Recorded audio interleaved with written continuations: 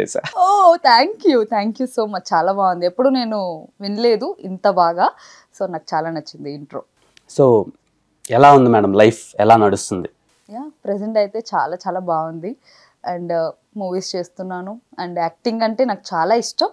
So హ్యాపీగా ఉంది life.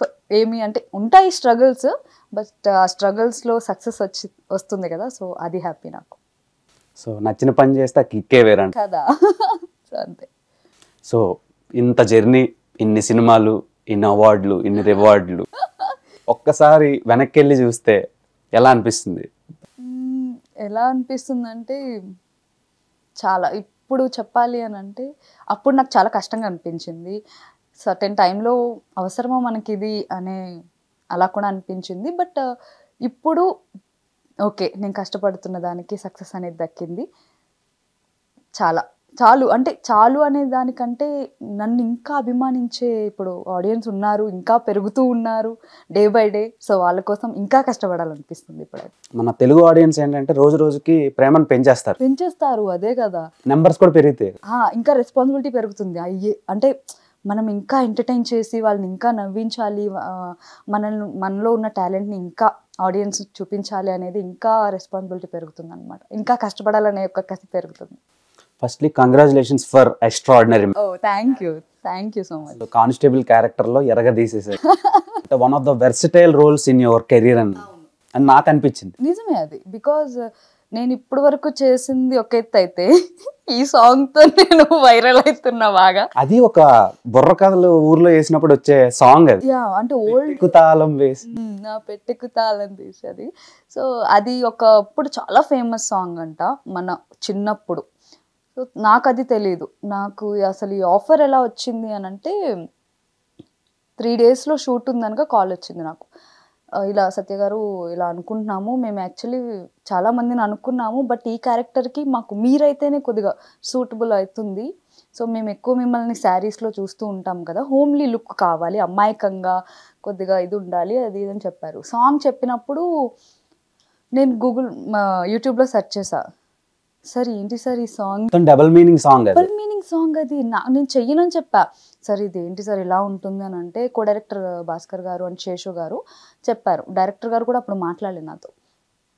Co directors వాళ్ళు ఏం చెప్పారంటే, అమ్మా మమ్మల్ని ట్రస్ట్ చేయి ప్లీజ్, ఇదేమి వల్గర్ సాంగే, కొద్దిగా డబుల్ మీనింగ్ సాంగ్, బట్ మనం తీసేది అలా కాదు. ఇది ఒక పోలీస్ స్టేషన్లో ఒక సీన్. ఇప్పుడు గున్న గున్న మామిడి ఎలా ఉంది, ధమాకాలో పల్సర్ బైక్ ఎలా ఉంది, సో అలాగే ఉంటుంది తప్ప ఇది ఖచ్చితంగా వల్గర్ వెళ్ళదు, అది ఇదని. చాలా మంచి క్యారెక్టర్, మిస్ చేసుకోవద్దు అని చెప్పారు. సరే అంటే ఒక నితిన్ గారి మూవీ, ఒక పెద్ద hero movie and Vakkantha Vamsi గారి డైరెక్షన్లో శేఖర్ మాస్టర్ కొరియోగ్రాఫర్ చేస్తే అది ఎలా ఉంటుంది చెప్పండి.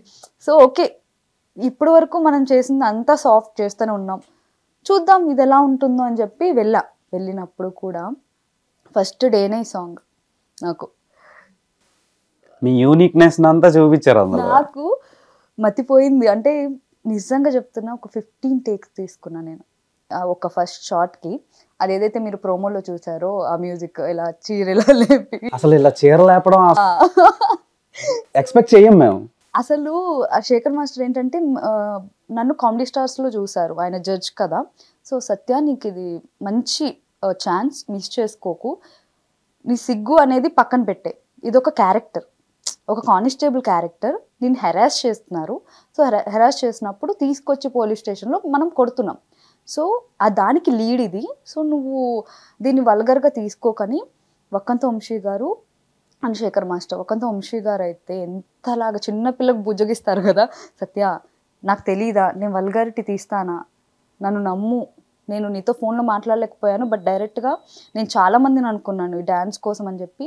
నిజంగా ఫస్ట్ అయితే ఎక్స్పెక్ట్ చేయలేదు నన్ను ఇంత బాగా చేస్తాను డ్యాన్స్ అని చెప్పి, బట్ శేఖర్ మాస్టర్కి తెలుసు నేను, ఎందుకంటే అక్కడ స్టేజ్ మీద స్కిట్స్లో ఎంట్రీ డ్యాన్స్ చూస్తారు కదా శేఖర్ మాస్టర్. సో అలాగా నీ టాలెంట్ అనేది నాకు తెలుసు, ఇప్పుడు జనాలకు తెలియాలి నీ టాలెంట్ అని చెప్పి శేఖర్ మాస్టర్ చాలా సపోర్ట్ చేసి ఎన్నో టేకులు తీసుకుంటే ప్రాక్టీస్కి నితిన్ గారు ఎంత డౌన్ టు ఎర్త్, నితిన్ గారు కూడా వెయిట్ చేశారు నా ప్రాక్టీస్ టైంలో తెలుసా. ఓకే మీరు ప్రాక్టీస్, ఎందుకంటే మాకు ముందేం ప్రాక్టీస్ లేదు, అక్కడికి వెళ్ళి నేను ప్రాక్టీస్ చేస్తాను ఆన్ స్పాట్, అప్పటికప్పుడు చెప్పడం నేర్చుకోవడం. సో కానీ సిగ్గు, మా ఫస్ట్ షార్ట్ అయితే 15 టేక్స్ తీసుకున్నా, ఆ చీరలు అలే పిల్ల అన్నాం. సో తర్వాత నుంచి సరే ఏదైతే అది అవుతుంది, నా క్యారెక్టర్కి నేను న్యాయం చేయాలి. వచ్చి ఇప్పుడు ఈ మంచి ఛాన్స్ని నేను సిగ్గుపడుతూ నేను వచ్చిన దాన్ని ఎందుకు స్పాయిల్ చేసుకోవడం. వీళ్ళందరూ చెప్తున్నారు, ఊరికే చెప్పారు కదా, నితిన్ గారు కూడా సపోర్ట్ చేశారు. మీరు అనుకుంటున్నట్టు కాదండి, ఇది వల్గారిటీ కాదు అసలు, మీరు చెయ్యండి అని సపోర్ట్ చేస్తే అప్పుడు ఇంకా ధైర్యంతో నేను చేశాను.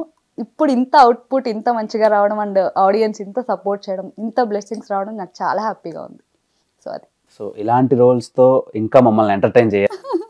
డిఫరెంట్ ఎస్, నేను చాలా చూజీ పర్సన్ క్యారెక్టర్స్లో. అందుకే నేను ఎక్కువ మూవీస్ అంటే చూస్ చేసుకుంటా, ఏది పడితే అది చెయ్యను నేను. క్యారెక్టర్కి డెప్త్ ఉందా, మనకి వాల్యూ ఉందా, వెయిట్ ఉండాలి. సో అలాగా చూస్ చేసుకుంటా క్యారెక్టర్స్ అంతే. అండ్ వన్ మోర్ థింగ్ ఏంటంటే పాస్ట్లో మీకు పవన్ కళ్యాణ్ గారి సినిమాలో ఎలాంటి సిచ్యువేషన్ ఒకటి వస్తే మీరు అది రిజెక్ట్ చేశారు. ఈవెన్ పవన్ కళ్యాణ్తో కూడా చెప్పేశారు మీరు. అవునవును, నేను I can do this character అని చెప్పి. ఎందుకు అంటే అప్పుడు నా స్టార్టింగ్ కెరియర్ అది చేసినప్పుడు ఇది వేరు అది వేరు. అది క్యాబరీ సర్దార్ గబ్బర్ సింగ్. సో అది క్యాబరీ డాన్స్. అది అంటే లైక్ వీళ్ళందరూ డబ్బులు అలా విసురుతూ ఉంటే ఇది చేస్తూ ఉంటారు, రికార్డింగ్ డాన్స్ టైప్. ఇది అలా కాదు, నాకంటూ క్యారెక్టర్కి వెయిట్ ఉంది, నాకంటూ ఒక ఇండివిజువాలిటీ ఉంది, ఒక కానిస్టేబుల్ ఉంది. నేను చేస్తుంది ఏంటి, వాడిని తీసుకుని వచ్చి కొడుతున్నందుకు ఒక ఏమంటారు జనాల్ని ఎంటర్టైన్ చేయడానికి ఇస్తున్న సాంగ్ అనమాట, అంతే తప్ప దీంట్లో ఏ వల్గారిటీ లేదు. నాకు అప్పుడు సీన్ చేసినప్పుడు ఖచ్చితంగా అది వల్గారిటీయే. సో అందుకు నేను నో చెప్పా. సో దానికి సంబంధమే లేదు. So different. 60-70 సినిమాలు అయిపోయి ఉంటాయి కదండి. 30+ అంతే. వెబ్ సిరీస్ చేశాను అంటే లైక్ ఒక 6 చేసుంటా అంతే. ఇప్పుడు యక్షిని అని చెప్పి హాట్స్టార్లో రిలీజ్ అవుతుంది జాన్లో. మన కోటబొమ్మాలి హీరో రాహుల్ విజయ్. ఎస్, దానికి ఫ్రెండ్ క్యారెక్టర్ చేశాను, బట్ చాలా మంచి క్యారెక్టర్ దాంట్లో కూడా. ఐ హోప్ వెబ్ సిరీస్ ఇండస్ట్రీలో కూడా బ్యాంక్ చేయాలని కోరుకుంటున్నాను. అంటే ఇప్పుడు మీకు స్కిట్లో తర్వాత అలా టీవీ రియాలిటీ షోల్లో సపరేట్ బేస్ ఉంది. అంటే మీ స్కిట్ వచ్చిందంటే ఒకప్పుడు ఎవర్రా ఈ అమ్మాయి నుంచి ఇప్పుడు అర్రే మన సత్యశ్రీరా అనే రేంజ్కి వచ్చారు. అంటే కూర్చొని చూస్తున్నారు, మీకంటూ ఒక సెట్ ఆఫ్ ఆడియన్స్ని క్రియేట్ చేసుకుని. ఓటీటీకి వచ్చినప్పటికీ మారిపోద్ది స్ట్రాటజీ మొత్తం. ఎంత పెద్ద ఆర్టిస్ట్ ఉన్నా కాంటెంట్ ఉంటేనే చూస్తున్నారు. అవును అంతే. సో అది మీకు రావాలి అంటున్నా, ఇందులో వచ్చే బూస్ట్ అందులో రావాలంట. సో సినిమాలు, ఈ సిరీస్లు అండ్ రియాలిటీ షోలు, ఈ మూడిట్లో మీకు బాగా నచ్చింది, బాగా వర్క్ సాటిస్ఫాక్షన్ అనిపించింది ఏంటి? అయ్యయ్యో అలా ఎలా చెప్తాను. సినిమాలు వర్క్ సాటిస్ఫాక్షన్ అంటే ఆల్వేస్ నా ఫస్ట్ ప్రిఫరెన్స్ ఉండేది స్కిట్టే. ఎందుకంటే అక్కడ ఎక్కువ కష్టపడతాము, వర్క్ ఎక్కువ ఉంటుంది, అండ్ బేసిక్గా నాకు ఇష్టమైంది మూవీస్. సో బిగ్ స్క్రీన్లో మనం కనిపిస్తే, ఇప్పుడు 70mm స్క్రీన్లో మనం అలాగా సింగిల్గా అలా పర్ఫార్మెన్స్ చేస్తుంటే ఎవరికి వస్తుందండి అసలు.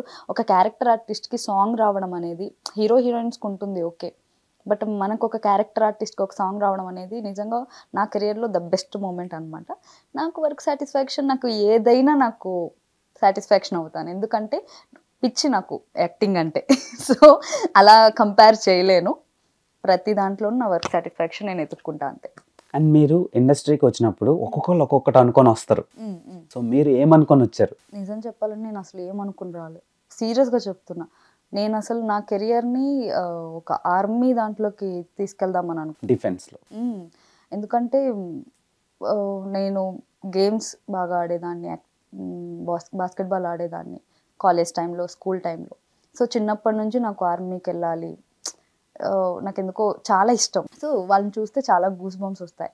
సో కానీ మా మదర్ ఆర్టిస్ట్ అవ్వడం వల్ల నాకెందుకో సరే ఒకసారి చేసి చూద్దాము అనుకున్నా.